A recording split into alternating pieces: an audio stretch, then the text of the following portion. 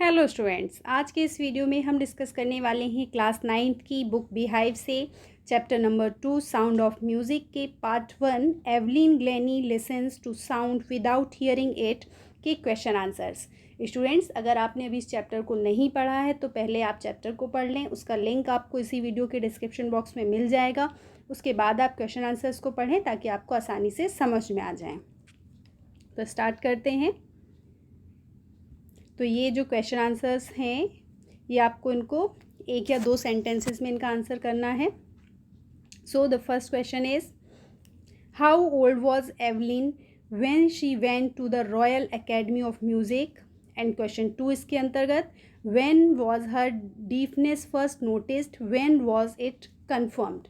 यानी कि question number 1 में पूछा गया है कि एवलिन की आयु क्या थी जब वो रॉयल अकादमी ऑफ म्यूज़िक में गई और उनके बहरेपन का पहली बार कब पता चला या उसकी पुष्टि कब हुई। तो अब इनके हम आंसर्स देखेंगे। तो फर्स्ट वन का answer, Evelyn was 17 years old when she went to the Royal Academy of Music. Evelyn की आयु 17 वर्ष की थी जब वो रॉयल एकेडमी ऑफ म्यूज़िक में गई थी। Her deafness was first noticed when she was 8 years old but it was confirmed when she was 11। और उनकी डीफनेस, जो उनके बहरेपन के बारे में कब पता चला था पहली बार, जब वो 8 years की थी। और इसको कंफर्म कब हो गया था कि हाँ वो बिल्कुल बहरी हैं, जब वो 11 वर्ष की थी। अब second part, answer each of the questions in a short paragraph, लगभग 30 to 40 वर्ड्स में आपको देना है। इसके अंतर्गत भी दो क्वेश्चन हैं। First one, who helped her to continue with music, what did he do and say. Music सीखने में या म्यूज़िक को आगे जारी रखने में उनकी हेल्प किसने की और उन्होंने क्या किया और क्या कहा। दूसरा क्वेश्चन है, name the various places and causes for which Evelyn perform.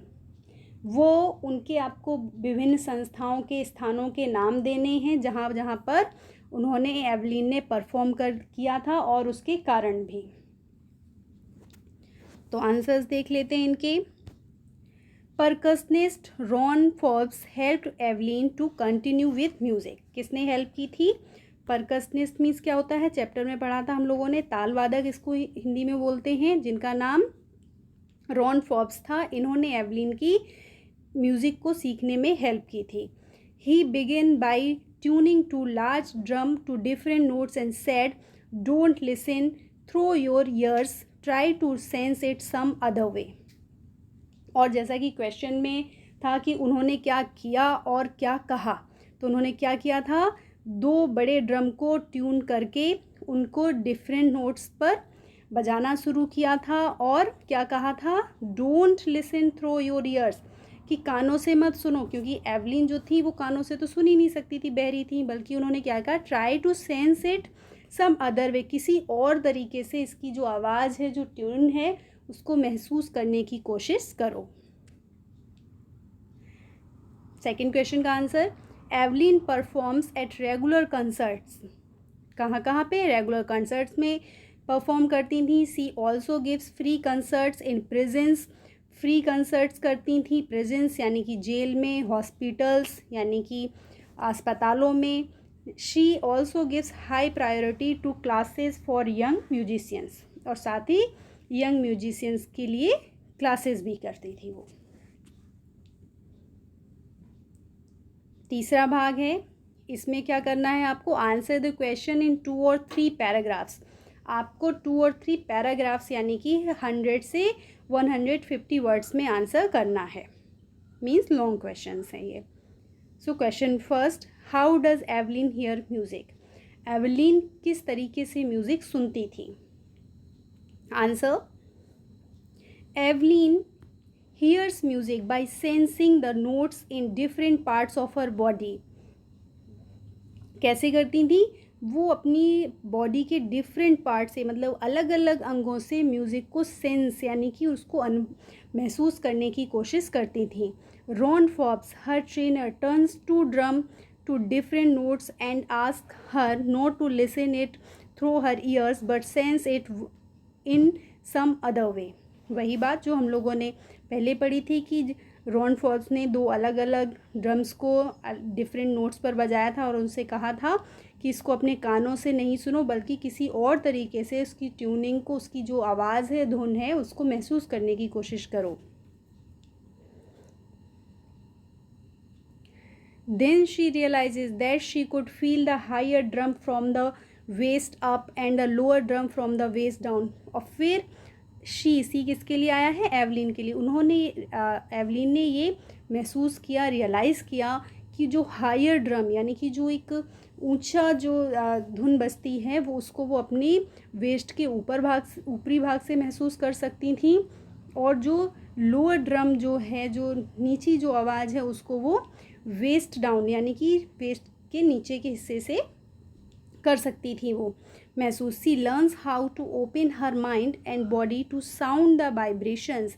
Repeating the same exercise with force, Evelyn starts discovering that she can sense certain notes in different parts of her body.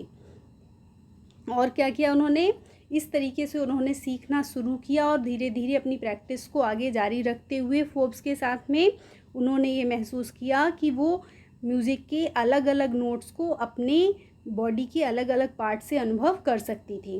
When she plays the xylophone she can sense the sound passing up the stick into her finger tips. जब वो xylophone बजाती थी तो उन्हें उसका जो tune होती है, जो उसका साउंड है, उसकी साउंड उनको कहाँ से फील होती थी? जैसे फिंगर टिप्स से वो उसको महसूस करती थी।